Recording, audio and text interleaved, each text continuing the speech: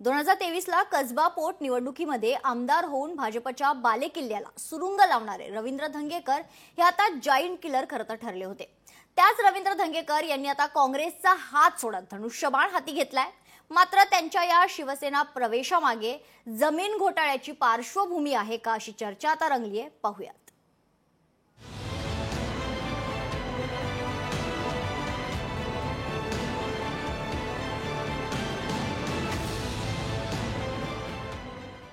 रवींद्र धंगेकर यांनी काँग्रेसचा हात सोडला। रवींद्र धंगेकरांच्या हाती धनुष्यबाण।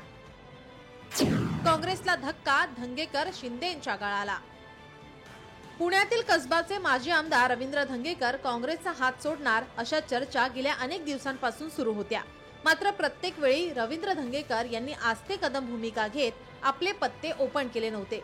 मात्र अखेरीस त्यांनी काँग्रेस सोडत शिंदेंच्या शिवसेनेमध्ये प्रवेश केलाय। मात्र त्याच सोबत काँग्रेसमध्ये आपल्यावर कोणीही अन्याय केला नसल्याचं रवींद्र धंगेकर यांनी सांगितलंय।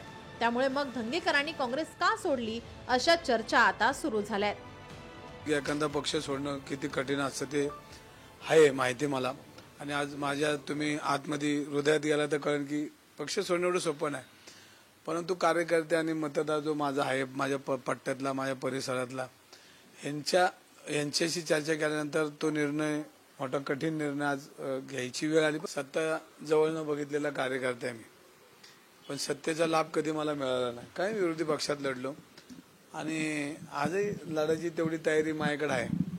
शेवटी राजकारणात तुम्हाला कोण फुलं टाकणार नाही। सगळ्यांना स्पर्धात एकमेकाच्या डोक्यावर सगळे पाय ठेवूनच वरती जातात, पण तेव्हा मित्राचे दुश्मन कधी होतात ते कळतच नाही। 10 वर्ष कट्टर शिवसैनिक, नंतर मनसैनिक आणि नंतर काँग्रेस, पक्षांचा त्रिकोणी प्रवास करणारे पण सामान्यांचे नेते अशी ओळख।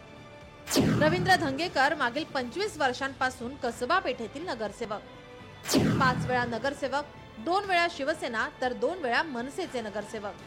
2009 मध्ये विधानसभेला भाजपाच्या गिरीश बापटांविरुद्ध थोडक्यात पराभव।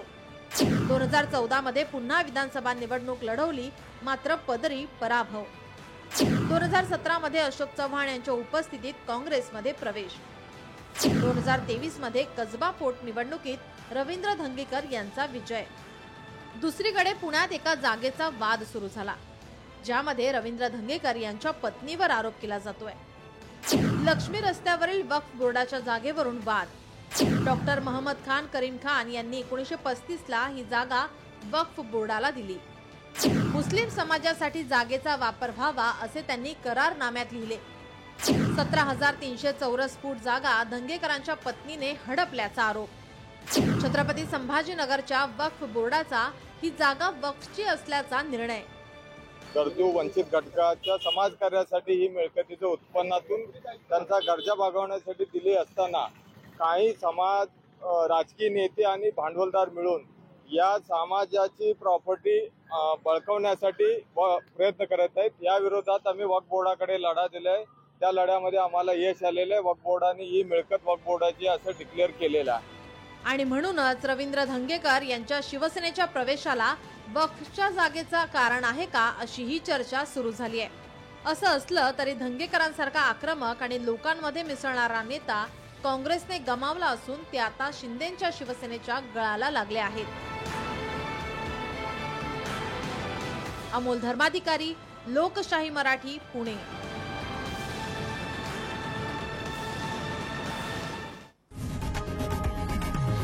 लोकशाही मराठी, ऐका, पहा, जागरूक रहा।